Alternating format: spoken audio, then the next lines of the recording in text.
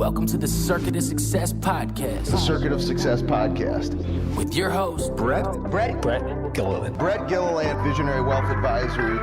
The Circuit of Success Podcast. Let's start the show. Welcome to the Circuit of Success. I'm your host, Brett Gilliland, and today I have the honor to interview Tori Bolt. Tori, how are we doing today? I am so excited to be here and just looking forward to this conversation. Me as well. I am super excited. If anybody listens to this podcast, they know I love what it says right here. This future greater than your past, achieving a future greater than your past. That is our firm's mission statement. And I think what we stand for here. And when I saw you and your husband's story of just betting on yourself, risking it, and going and building what we're going to talk about, it just really, really inspired me. So I'm excited to have you today. So thanks for your time, because I know you're very busy. Absolutely. Yeah, it's a wild story. I'm excited to get into it. It is a wild story. And so why don't we start with that wild story, if you don't mind? Goodness. I mean, just to really zoom out and give you context, I grew up in Southern California. I was pursuing a career in broadcast news. So if you would have told me that I would have spent the last 8 years of my life living in a camper in the woods of Tennessee, running construction teams and putting everything on the line to build a treehouse resort, I would not have believed you, but that's my life. Yeah. That's amazing. And now I can't imagine anything else. You know, it's far more than a job, even a career. It's a calling, right? Like everything we do at Bolt Farm is about connecting couples, helping them remember why they got together in the first place. We just so happen to do it through these magical tree houses and domes and this, cliffside retreat we have. And we've built it all from the ground up ourselves without outside investors. I mean, this is like a scrappy family business that has somehow made the Inc. 5000 list and landed in Forbes. And it's blown me away to see like how much it's grown and how much people love it in a very short amount of time. Yeah. And so you briefly mentioned it, but I don't want to, just kind of gloss over this because it's amazing. So people say your website. So if somebody's listening to this whole thing, they can go there now. What is it? Yeah. Bolt Farm Treehouse. Bolt Farm Treehouse. Yeah. Go check it out. Website, on Instagram. Instagram really does it the best justice because it's so visual. But you're right. I glanced over a lot because if you see on Instagram, there's these beautiful polished products, right? But like we are truly the 10-year overnight success. It's been, such a grind. Like I think anything worthwhile is. We had to put it all on the line. And, it started for love. My husband built a treehouse by hand with his dad for our wedding. We had our honeymoon there. Oh. It was so magical. And that sweet little treehouse still exists on his parents' property. You can stay in it. But like our time on our honeymoon, we got to experience the power of intentional environments. I was working in news. He was working in music. We knew our paths, it was just not sustainable what we were doing, but we had no idea what was next. But as we spent time dreaming, praying, getting really clear on what we wanted our life to look like, everything was pointing toward this, making more environments like this available to other couples. And so like within a few months of our honeymoon, I quit my job. We sell our house, put everything on the line to do this, to buy, 35 acres of land outside of Charleston, South Carolina. And because that first treehouse after our honeymoon, we put it on Airbnb, a lot of success. People loved it. 6-month wait list. We couldn't even get in there ourselves. So we're like, okay, great. We're onto something. We double down, buy land. We're living in an RV off grid to build this thing. I mean, it's all on the line. And they adopt these anti-Airbnb laws that basically shut us down. Oh. Right as we were finishing construction, like a 2-year project. And we didn't get to run our business. We found ourselves in this political battle to just be able to operate. And it was the most painful thing we had experienced. We didn't see it coming. We didn't associate as developers. We were just these kids with a treehouse dream, and had no idea what we were getting ourselves into. And it was brutal. It was really, really brutal, but I'm grateful for it because that pain has now become part of our testimony, and we learned a lot of hard lessons early on, thankfully, before we really scaled things, because now we have 33 villas and we're still building. And I'm glad that we ran into some of those challenges, early on when it was at a smaller scale. It's incredible. So 33 on now 55 acres in right. Tennessee, right? And a couple hours from Nashville, maybe 40 minutes or 30 minutes from Chattanooga? Yeah, Yeah. Yeah. I could go on and on about it. I just love this. We were talking before we hit record. My wife and I are going to try to be getting there for our 25th anniversary this year, which is cool to be Love married it. 25 years and adults only place. It's amazing. So, but we'll stop there and we'll come back to this. But being the person you are today, what did it look like before, all of this stuff? Because you were in Houston, right? If I did my research correct, you were a news reporter. You interviewed your husband who was in a band. Yeah. And now here we are building tree houses, right?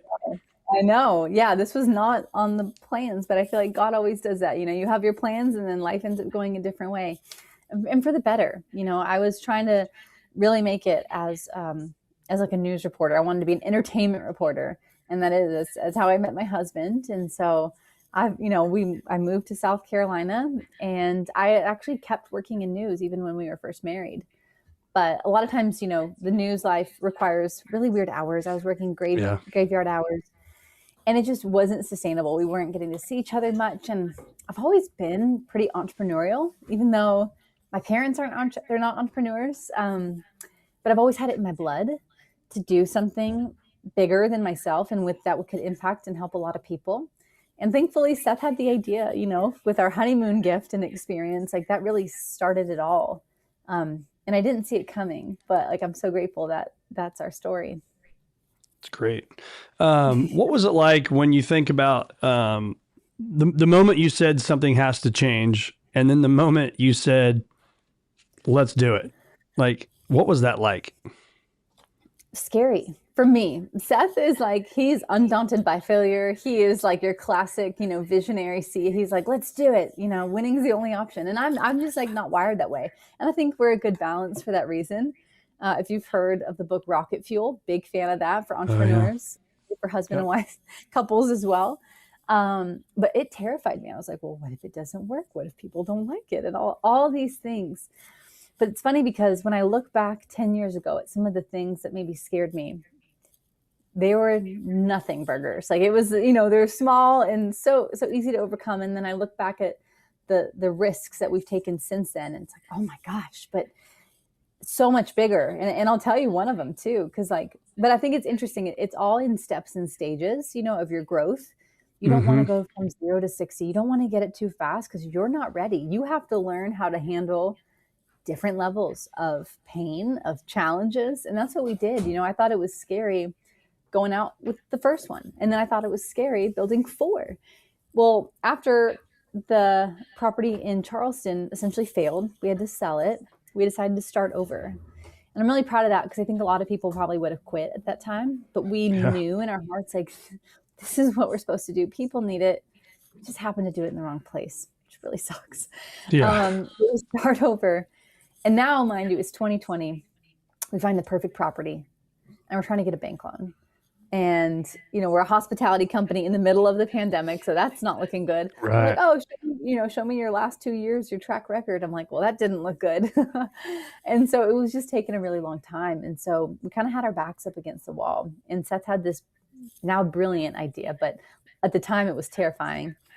He's listen, we haven't sold this property yet. We have a team, all these expenses, and now we found the right property. We got to get this loan. We need to generate some money this year. We have not made $1 in 2020. He's and there's so much uncertainty in the world. I think people are going to be spending money around Black Friday and Christmas, but maybe that's it. Who knows what comes after that? So even though we don't own the land, even though we haven't built anything yet, we're going to do that. And I think people are going to love this, and I know they're going to come.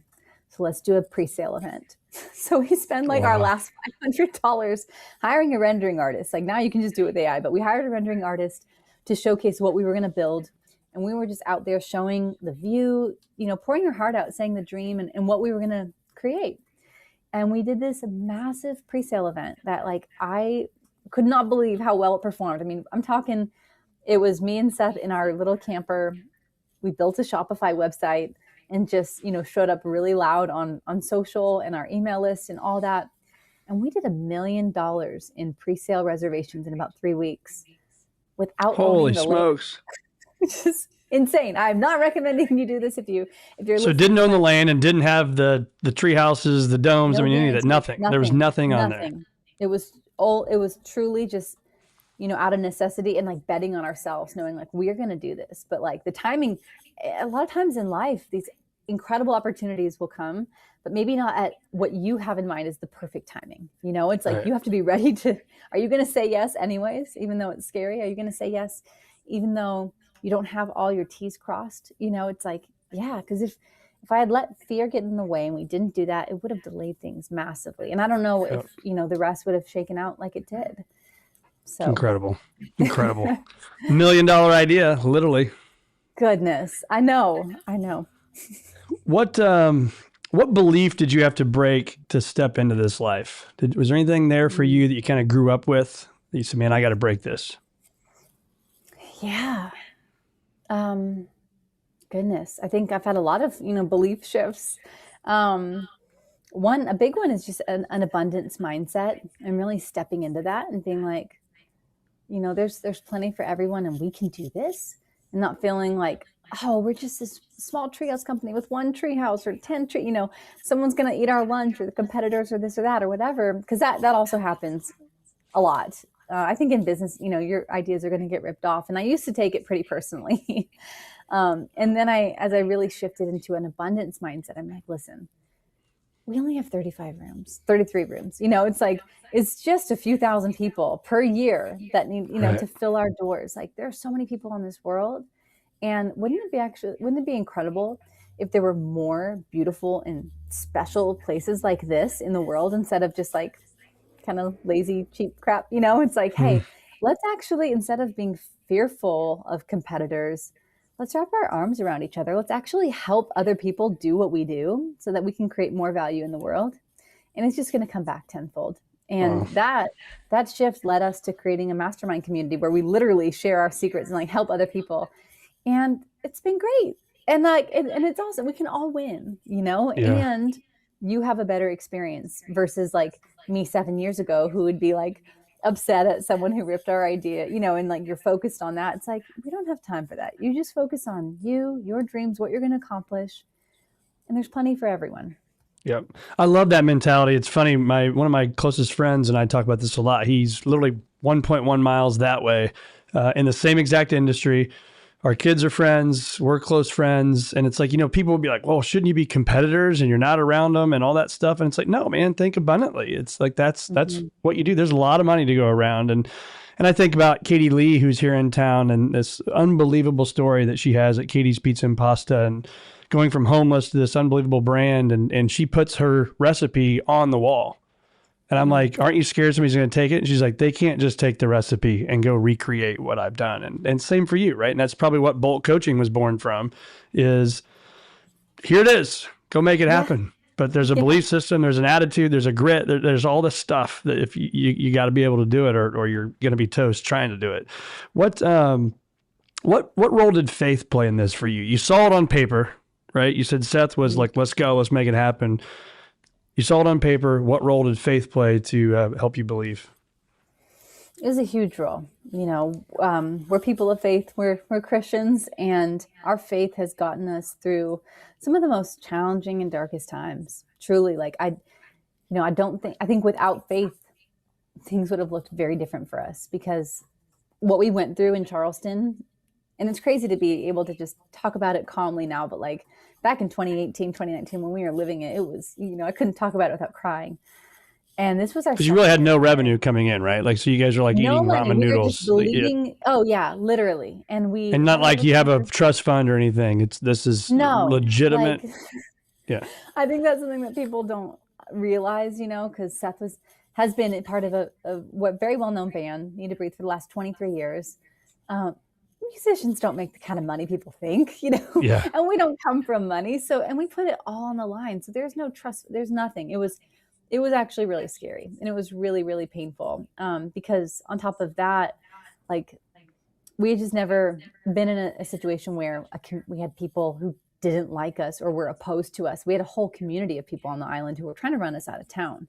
And this was our second year of marriage. And I think without faith, we could have turned on each other. We could have let it break us, the fights, all the things, but we just held on to hope. We held on to our faith, knowing, we truly believe that like God put this dream in our hearts to create this for other people. And we're like, he didn't give us that for nothing. Like maybe this was a fire we had to walk through, but there's a reason. And I'm so glad, because we have been able to impact so many couples and help strengthen relationships, but yeah, I mean, for us, our faith plays a huge role in it. And Seth, I love the way he shares it. He's like, when you have a dream or a business that you want to pursue, like, I mean, yeah, it needs to make money, right? If you're running a business, but for a lot of people, they get it wrong because that's their only motivator.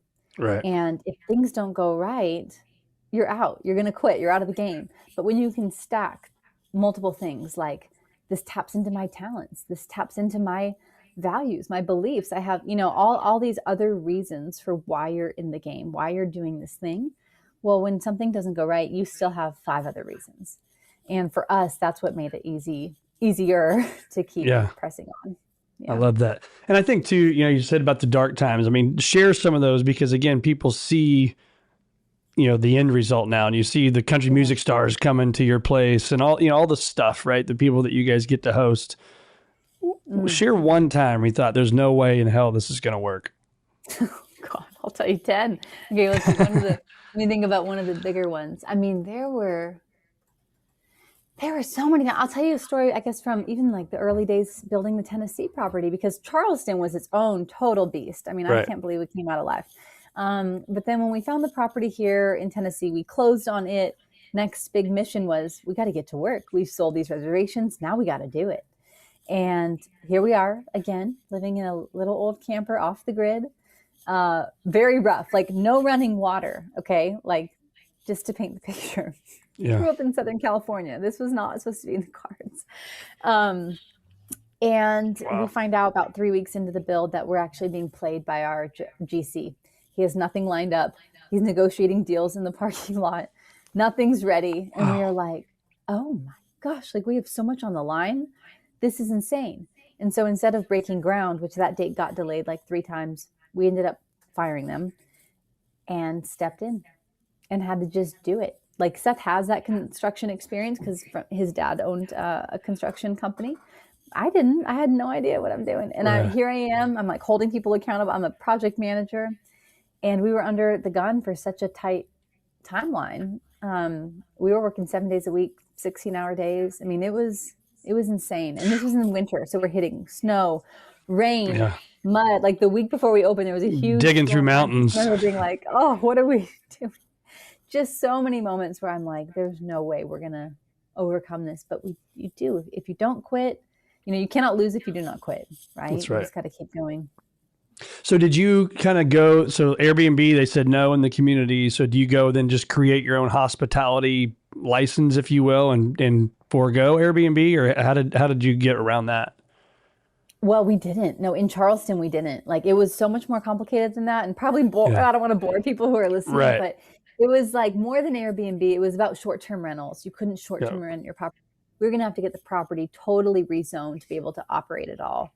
And so while we were going through this process trying to get it rezoned, that's when the haters came out, tried to shut us down, and did. Like they just, so like the nasty things that were said about us and all that. So we ultimately just sold the property. And that told us a lot about what to look for. So if you're listening to this and you're in real estate or development, like how your property is zoned is so important, because you want to be able to have your entitlements and do what you need to do and not be at someone else's mercy, and not just present day entitlements, but future entitlements too. Because now you bypass the short-term rental zone, come directly to you, like I would like at a major hotel, right? Basically, yeah. Where we are now in Tennessee is so different than Charleston. It's very business friendly. There's no zoning, and if there were ever to be zoning, we were told that they would zone it as is, right? So it would be commercially zoned. So we started on Airbnb 10 years ago, but we basically feel like, a boutique resort. It's awesome. Love it. So you guys say, let's do it. And now you keep adding on. What's the vision now? Like, where do you see going through hell and getting back now to hopefully some clear, sunny skies, right? What's the vision now and where do you see it going? Yeah, we have really, really big vision. And there's no number of, we want to hit this many villas or this much in revenue or this many properties. There's actually no magic number. We just want to keep growing, keep pushing ourselves, keep creating value in the world. And we want to keep this business, for legacy. Like, unlike some people and businesses, which is fine. It's great if the goal is to sell, like, incredible. For us, we want to keep it. But I guess to give you maybe some more specifics, our 55-acre property has a room for 50 villas. So we do have room to keep expanding there. And I think we'll do that in time. We do have dreams of bringing this across the country to beautiful nature spots, I'm pushing for something on the water, like an island again or something, Yeah.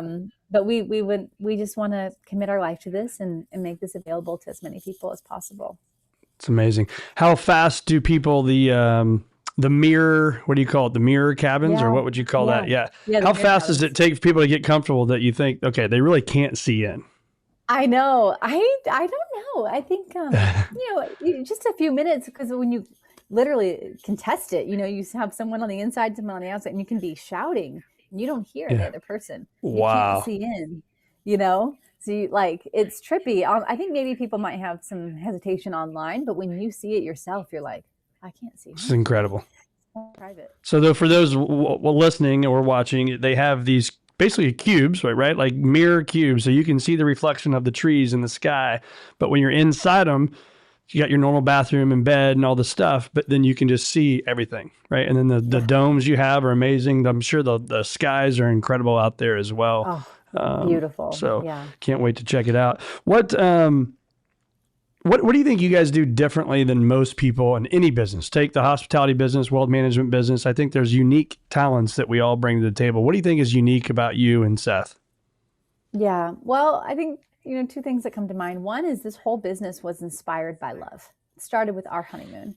And we'll tell our team often, we're like, love is our superpower, guys. If we miss one thing here, like if our guests feel the love, they feel taken cared for, then we're winning, and they're winning too. We genuinely, we're not just in it to make money. We're not running this from another state. Like, we genuinely love our guests and love this mission. And then I think on a practical level, like one of the recurring things I see in our reviews is just like, they thought of everything. It's all the little details, like, sure, the copper tub's magical and the wellness haven is insane. It's like a cliffside spa experience with a crazy view of 3 states.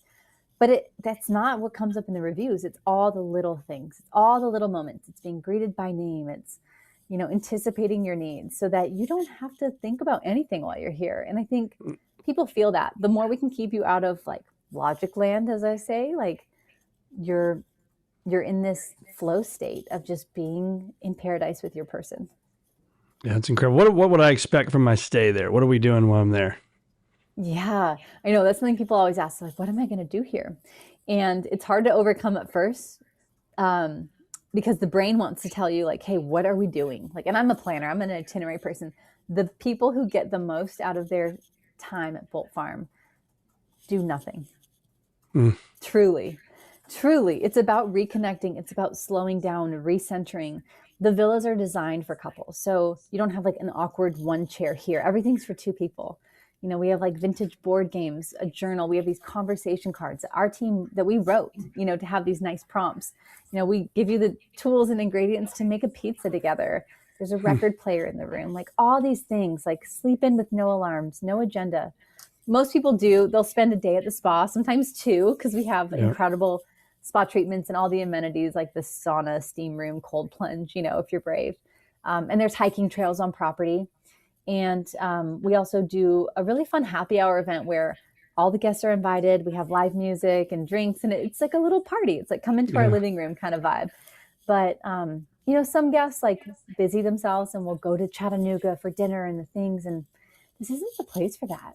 It is kind of hard to reframe that in your mind. But if you can lean into like, we're just going to be, those are the people who have the best experiences. I love it. So I'm assuming full weight room, everything's there, right? Not a weight room yet. That's coming. Okay. It is coming. It's coming. Of an exercise facility. Yeah. But everything else, like the spa, the wellness, the hikes, we have a welcome dome where you can get drinks, a full bar, all the things. It's incredible. Incredible. What are some of the stories you're hearing that remind you of the reason you started, like from your guests? Yeah, I love that. I read the guest book every chance I get. And when I can connect with our guests and hear directly from them, it's even better. It means everything. There was a guest I met a few weeks ago, a couple, and they were coming here like to really try to work things out, because we get people who are coming to celebrate anniversaries, special milestones, but also people who are like, we've drifted, we've drifted big time. Who are you? Are we going to make it? And they came here to Bolt Farm as one of their like kind of last efforts. They had tried the counseling, and like they just kept talking about feeling God's peace, being able to just fall back in love again. I'm like, I'm gonna cry right now thinking about this, but like they left different, and that, man, that's everything, So. What does it change for your marriage, you think? I mean, while you're talking about that topic, you can see the passion obviously in you right there. What does that change for you? Yeah, I'm so grateful to have an incredible marriage. I'm married to my best friend, and I love that we get to work together and like have, common goals and common obstacles that we're working through together. I know that's not everybody, but it works for us. And I think this business has helped us just realize the importance of investing time before you need to, before something becomes a problem. Because we've lived it where we're like, oh, let's do a quarterly, little getaway. And then life happens and, planning starts to feel like a job, right? Where you're like, well, where are we going to go? And like, when you don't do that, you feel it. We have a 2.5-year-old, and going from a family of 2 to now 3, and welcoming kids into the picture, that can be difficult. It changes things, and so you have to protect your relationship. You can't just let it run on autopilot. You've got to invest the time. And so that's one of our goals, is to really be that place for couples, so they don't have to do all the planning and hit the drawing board each time. It's like, this is our place. This is where we come as often as we need, to get back to us. I love it. Get off the treadmill of real life, right? And kind of just come there and reset. And a great place to just read and hang out. Talk about the habits, take away from Bolt Farm for a second, and talk about you personally of like, what is it that you do to stay a student of the game and, do the things that you need to do to be a great leader? Yeah, I am a forever student. I'm always learning. Seth as well. We know that we have to constantly be growing if we're going to be the leaders that our team needs, because we're not in business just to maintain, like we are scaling this thing. And so for us, we've invested heavily into personal development. We're part of, multiple mastermind groups and communities who can sharpen us, in different aspects, from faith and leadership and business, So I think really investing in ourselves financially and the time, making sure we're surrounding ourselves with people who maybe have different perspectives, or who are in different seasons of life, people who have sold a business, who are on the other side of things, and making sure that the 5 people in our closest circle are pulling us up, making us better. So important. Where do you go for those? Like what is there, like an organization you've hired to do that, or like something you just joined? We've just joined just different ones. And like, I don't want someone to listen to this and be like, I need to join 10 masterminds. Because like the goal is not to like busy yourself, but it's to find your people, right? Like for the areas that you want. And so some of these came through referrals. Like we're in a pretty like intimate group that's under John Maxwell's community, but it's like pretty specific and a tight knit group. And like we're in it with them. And then one that like Seth's brother, connected us just through some common friends with, and there's some that like serve for a season. You're like, okay, great, I got that skill set. And then there are others where you're like, oh no, I want to stay with this community. Like I'm doing life with these people. Yeah. And that's been great. So finding our few, I think like now we probably have two groups that we're like pretty, consistent with. Yeah. It's been a sweet spot. That's awesome. Talk about other habits in your day. Like, is it exercise, reading books? Like what else are you doing to keep the energy on hard grinding days? I know. Honestly, I am not as regimented as I used to be, just being a new mom. I wish that was different, but I will say my favorite thing is my morning routine. And this comes from the book. I don't know if you've read it, The Miracle Morning by Hal Elrod. Yeah. Yes, we're actually reading that book right now as a phenomenal book for our book club. game changer. I read it in 2019, read it multiple times since.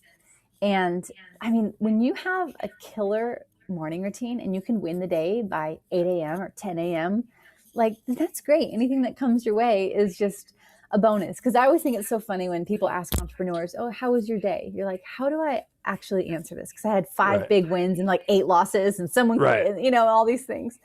But I just love the morning routine because you can win the day. It sets the tone for everything. And so because Seth has a music background, he was, an audio engineer, like he loves audio, loves sound and everything. Yeah. So we took our miracle morning routine and made an audio track. So like when we wake up, we just hit play and it guides you through it. So through, we hear affirmations, through exercise, quick exercise and breath work. There's like a hype track and then we pray at the end. And you just, and are you guys doing this together? Together. We do it together. And I love that. We start our days together. And then that's it. You don't have to think, like it's programmed. We're big efficiency, nerds. We want to like automate what we can. And it just sets you, it's like a 25-minute thing and it's just great. So big fan of a morning routine. If you don't have one, get one in your life. Are you doing like any movement in there at all? Like, yes, lymph drainage type stuff, or like what kind of stuff are you doing there? We have like a little workout set up in our garage. So we'll do like a 7-minute workout. And then after that, some Wim Hof breathing. Oh yeah. Like the deep breath work to really like circulate. Yeah. Get the oxygen in the body.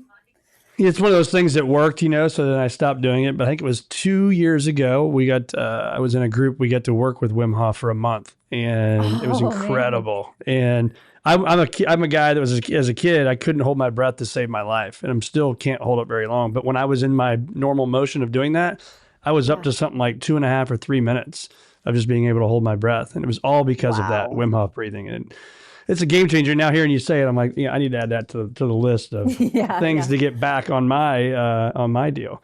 What about your AI? Has AI changed at all for you guys? And how are you adopting that in your business? It has. AI is a beast, right? And if Seth is on here, this interview would turn into a 4-hour call because he loves it.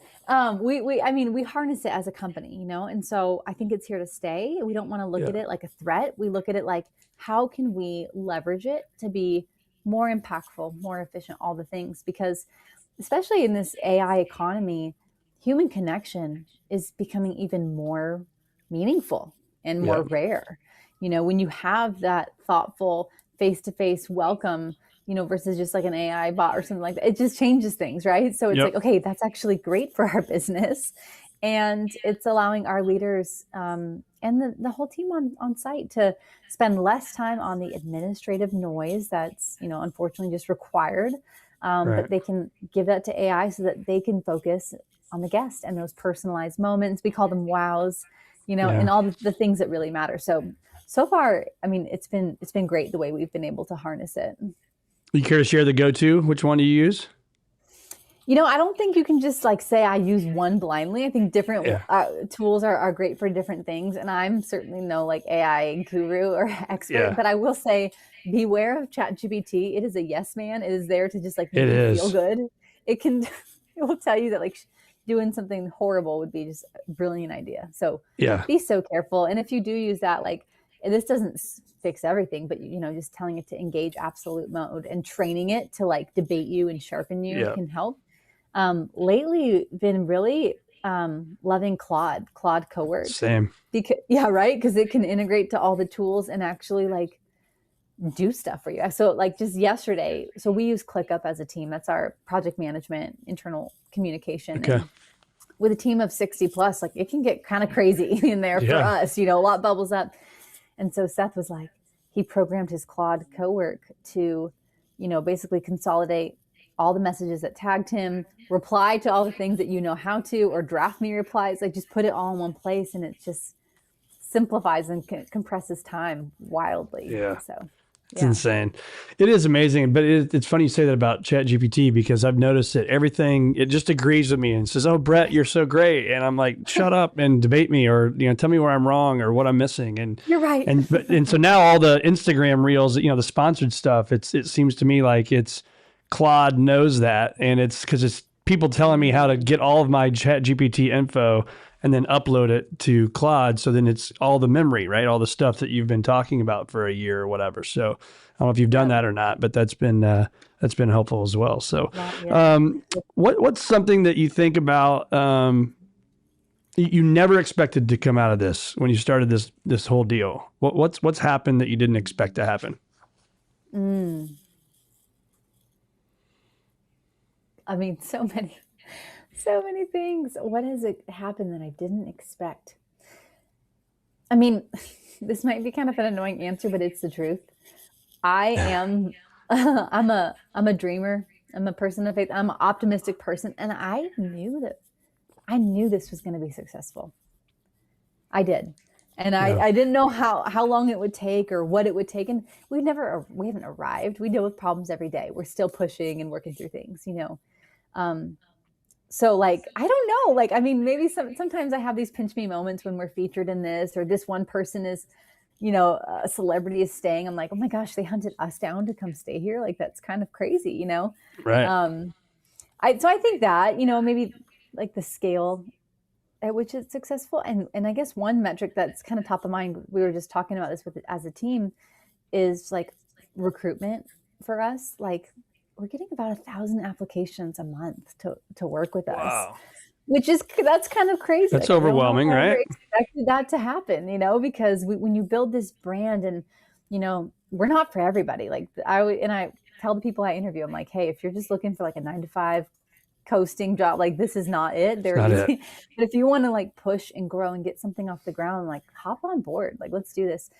And it's cool to see how many people really resonate with that, our mission and doing something meaningful and doing like choosing the hard path, right? But because of who you're going to grow and become in the process, and the caliber of people that we work with and that people who want to work with us. I think that like, I never expected that. Yeah. That's incredible.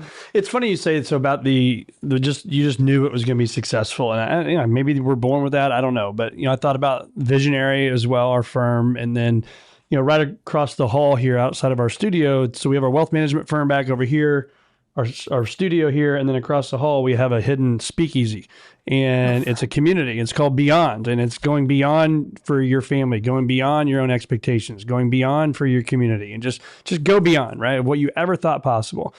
And it's funny because people ask me like, how did you think of this? And I'm like, because I think and I dream and I journal and I take ideas and I bounce them off people. And so now we have a community of 80 people that are members, and they, pay a monthly fee and pay an upfront fee to join. And they get access to this amazing space, because I think all the AI, the technology, the social media, I think people do want community, right? And I think that's what you're selling. And so when you hear that, what comes to mind for you? Yeah, that's so cool, by the way, the thank you. You built, speakeasy. I agree. I mean, we feel more connected than ever with social and all the things, but we're actually more isolated, right? There's more loneliness. There's more, all of those things. It's like this illusion of community, whereas having true community of people, like who can you actually call to help you move, right? Or like who do you spend time face to face with? That's everything. And I think you're right in that, whether it's guests who are coming to Bolt Farm to stay and now they're traveling with friends, or, the business owners in our mastermind community, maybe they come for the teaching, or they come for us or something, I don't know, whatever it is, to work through a problem. They stay for the community. I watch them build friendships and people who were going to hold them accountable. And I think that's so huge. And it's not a volume game. Like for when you're thinking about community and who's in your life, I think, it's way more about quality and having a tight inner circle of people who get you, are going to support you and challenge you. And I think it's invaluable. Yeah, it's incredible. I just think, again, the more we get into this new age of AI and the weird world that we have, robots walking around, here one day, who knows? But I think your place will be unique. Our place will be unique, is that you're not going to have a robot come greet me.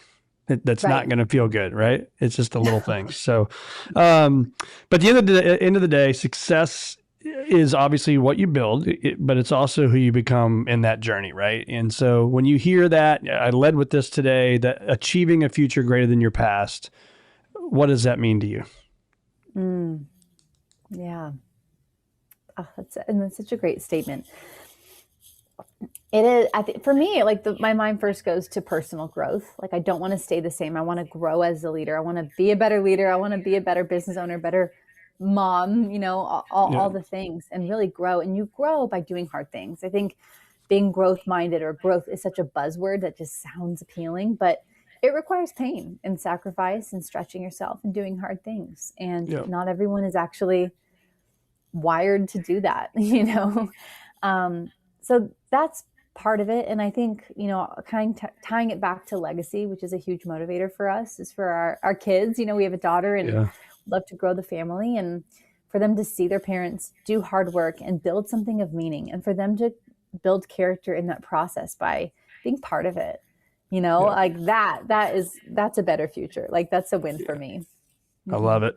That is awesome. Well, what I've taken from today is hopefully the listeners have as well, is just dream big, dream as big as you possibly can, and take action, right? Take action every single day to go do the thing that you're dreaming about, because without the action, the dream is not going to happen. And I'm sure you guys are thinking that you're literally changing the world, right? One night at a time. Fair? That's cool. Yes. Yeah. 100%. Yeah. It's awesome. Well, again, I think you said the website. We'll put all that in the show notes. And just thanks so much for being with me today. I really enjoyed the conversation, and thanks for being on the Circuit of Success. So don't go anywhere with me. The screen will go dark, but thanks again for being here. Awesome.